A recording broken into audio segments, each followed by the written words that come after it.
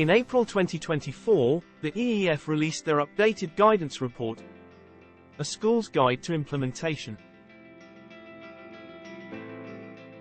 The guidance report details 3 recommendations.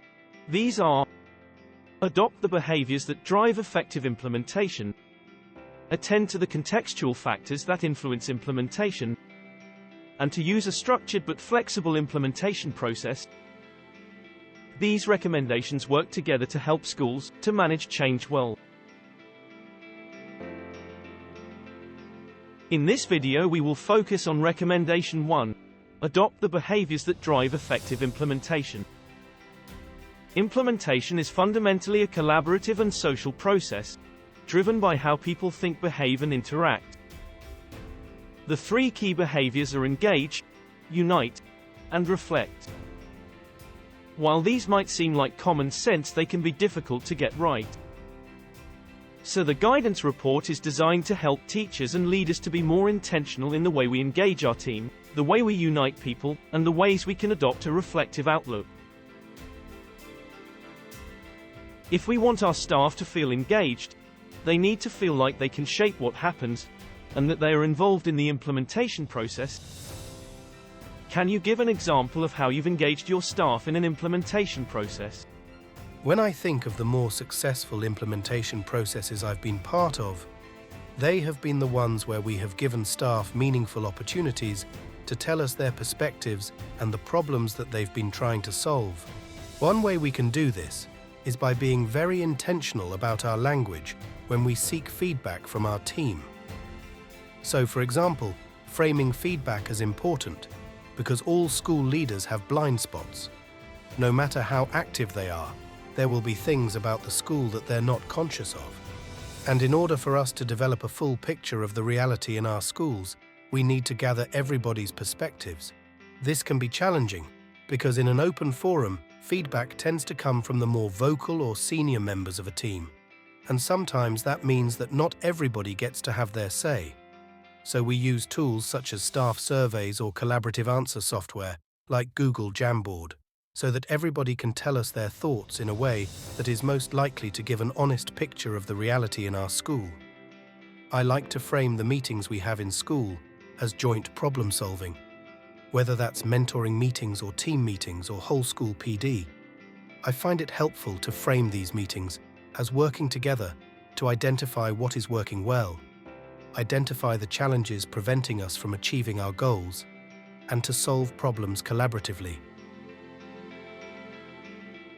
If our implementation is to be successful, we need our staff to be united about what is being implemented, how it will be implemented, and the reasons why it matters.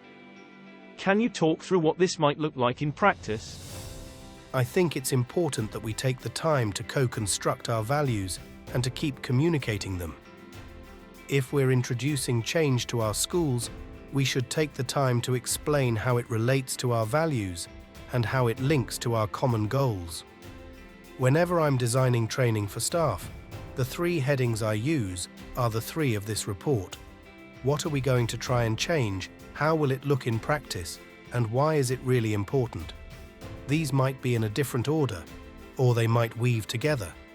But those are always the 3 headings that I'd suggest are a useful structure for designing staff training. Being precise about the new skills or techniques we want teachers to bring into their classrooms, making sure we provide a clear model of what it could look like, and allowing teachers time to rehearse in teams and get feedback from each other.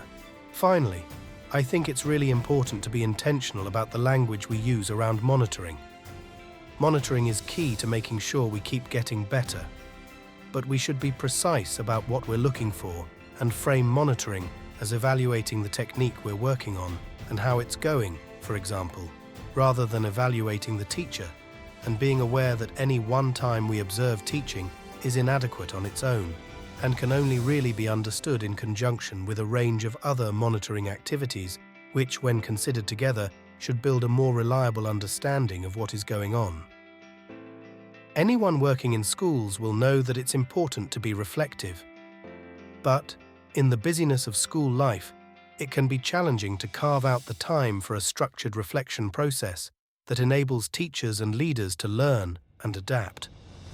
That said, establishing a culture of structured reflection can help us ensure that our finite time and resources are not wasted on initiatives that won't improve outcomes for our pupils. Explore. Implementation leaders need to reflect on how research evidence relates to and fits their setting. The first question to ask is whether the program or practice being considered squarely addresses the defined pupil need. Engage. Unite. Reflect.